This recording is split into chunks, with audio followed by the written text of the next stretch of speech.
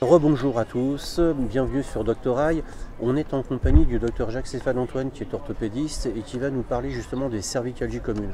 Alors vous avez vu dans l'épisode précédent qu'on avait réussi à immobiliser notre ami Nabil avec un collier cervical de fortune.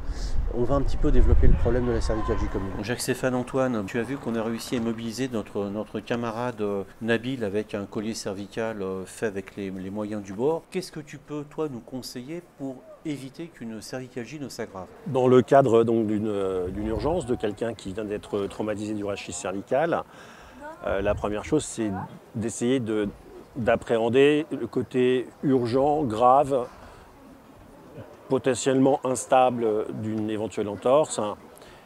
Et pour ça, finalement, c'est le patient lui-même qui est le mieux placé. À partir du moment où il est capable de se relever lui-même et de tenir sa tête, c'est qu'il n'y a pas de gravité immédiate et une immobilisation simple, temporaire, permettra de voir venir. Bon, dans le cas de notre ami Nabil, l'immobilisation temporaire que nous avons faite est satisfaisante.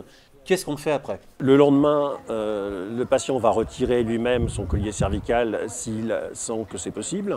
Donc de deux choses l'une, soit il retire son collier et il sent que ça va bien, donc il prend des antalgiques, il évite les sports violents, il vit et si tout va bien, il n'y aura rien de plus à faire.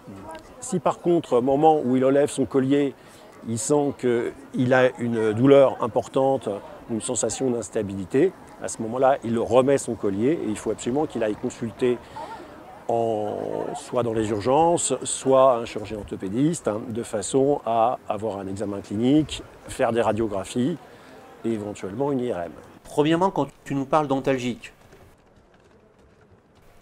le premier antalgique le plus communément utilisé, c'est le paracétamol. Est-ce que c'est une bonne solution?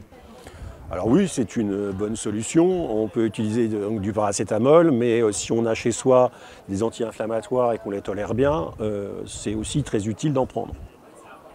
L'aspirine étant l'anti-inflammatoire le plus communément employé. Le dosage maximum de paracétamol, donc du Doliprane, on a parfois des patients qui abusent du Doliprane.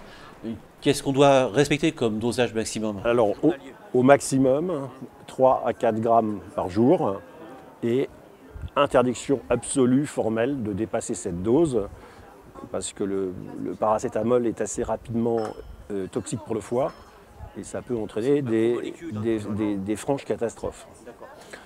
Pour l'aspirine, c'est la même dose, 3 grammes par jour, répartis tout au long de la journée, bien sûr, pas par une fois. Quels sont les signes de gravité à la suite d'un choc au niveau de la tête ou du cou avec le fameux torticolis que nous décrivent nos patients régulièrement? Ça peut commencer par un torticolis, les choses s'aggravent. Quels sont les signes de gravité? Alors le premier signe de gravité, c'est le patient qui refuse de se lever.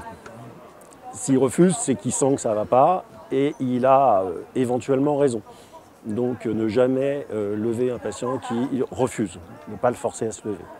À ce moment-là, il faut appeler les secours, le transporter de façon adéquate, éventuellement en coquille, et faire un bilan sérieux. C'est-à-dire qu'à la suite d'un choc, si le lendemain matin le patient ne peut pas se lever et présente des douleurs, il ne faut pas l'aider ou le forcer à se lever? Non. Et si il ne veut pas enlever son collier, il ne faut surtout pas lui enlever. L'autre signe de gravité, c'est bien sûr l'existence d'un signe neurologique, c'est-à-dire une douleur qui va tracer par exemple le long du membre supérieur, ou pire, un déficit neurologique, avec un déficit qui peut être sensitif et ou moteur, auquel cas on est dans une vraie urgence.